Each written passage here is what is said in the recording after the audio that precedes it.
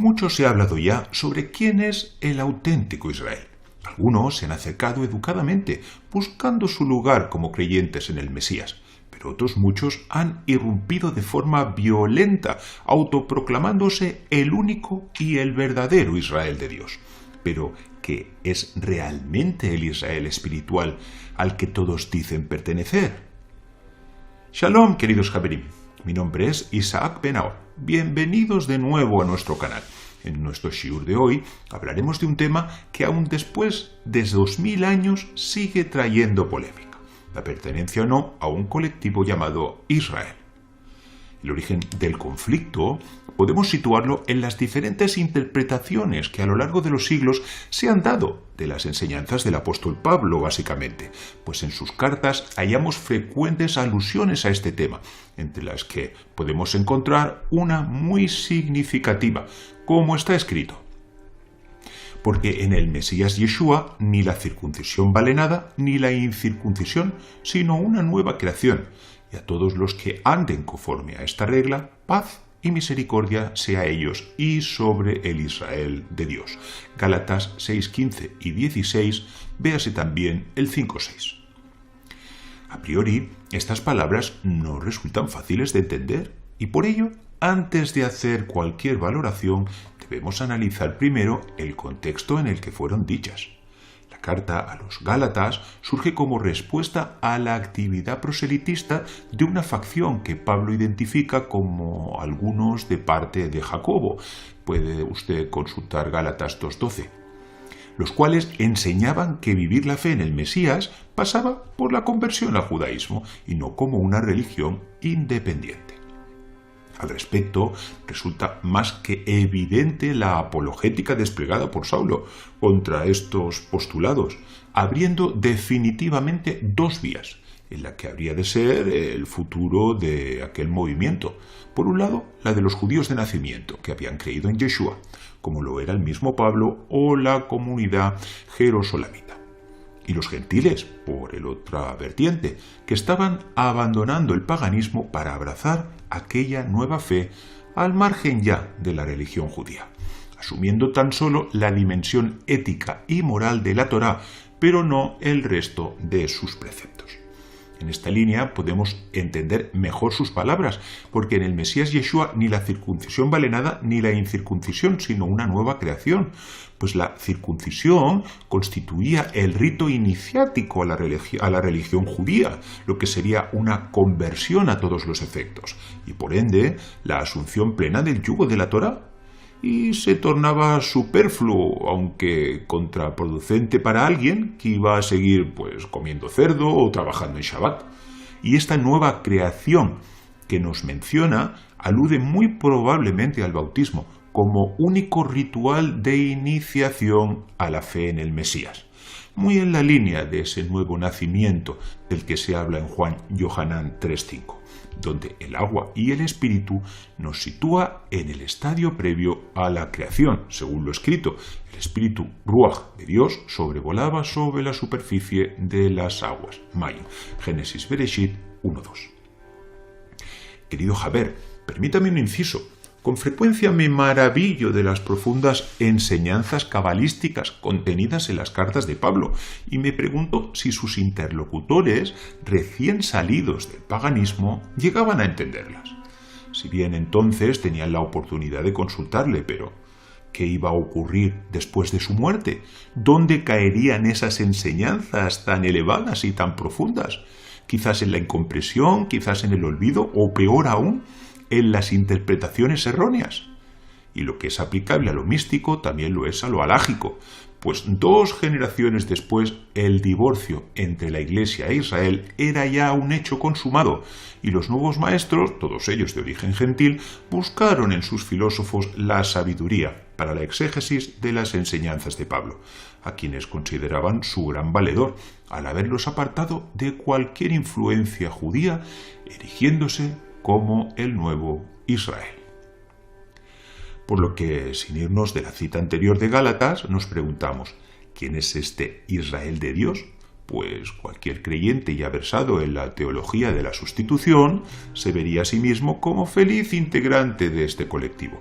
Sin embargo, el citado texto nos da para muchas más interpretaciones. Veámoslo de nuevo, porque en el Mesías ni la circuncisión vale nada, ni la incircuncisión, sino una nueva creación. Ya hemos hablado sobre este versículo, pero ¿qué es lo que dice a continuación? Y a todos los que anden conforme a esta regla, paz y misericordia sea a ellos. Esto es, Pablo bendice con paz y misericordia a todos aquellos creyentes de origen gentil que no buscan en la conversión al judaísmo algo así como una versión prime de su fe en el Mesías. Pero ¿qué es lo que añade a continuación? Y sobre el Israel de Dios. Aquí Pablo hace extensivas sus bendiciones a otro colectivo, al que denomina el Israel de Dios. Nótese cómo ambas oraciones se hallan en el texto griego unidas por la conjunción kai, que sería el equivalente a nuestra y, lo que nos podría sugerir que se trataba de un grupo distinto al anterior. Muy probablemente se refería a los judíos que habían creído en el Mesías. Mas con todo, no nos cabe la menor duda de que Pablo y también otros apóstoles hicieron referencia a Israel más allá del colectivo étnico descendiente de Abraham, elevándolo a un grado de aprensión espiritual, algo así como a un estado de conciencia. No deja de ser significativo lo lejos que llegaron los apóstoles a la hora de enfatizar esta nueva condición de los creyentes gentiles, llegando a afirmar: y si vosotros sois del Mesías, ciertamente linaje de Abraham sois y herederos según la promesa. Gálatas 3:29. Según esta afirmación, creer en el Mesías se equipararía en muchos aspectos a la conversión al judaísmo, donde el prosélito adquiere el estatus de hijo de Abraham, lo que sería un Ben Abraham, heredando de esta forma las promesas dadas por Dios al patriarca, pero esto sin tener que pasar por el rito iniciático de la circuncisión como expresión de una conversión al judaísmo. Y esta condición es expresada de manera aún más contundente en este otro enunciado: mas vosotros sois linaje escogido, real sacerdocio, nación santa, pueblo adquirido por Dios.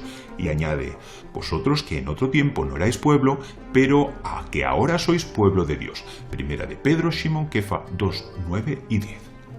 Aquí no es Pablo, el apóstol de los gentiles, quien hace esta afirmación, sino Pedro, el apóstol de la circuncisión.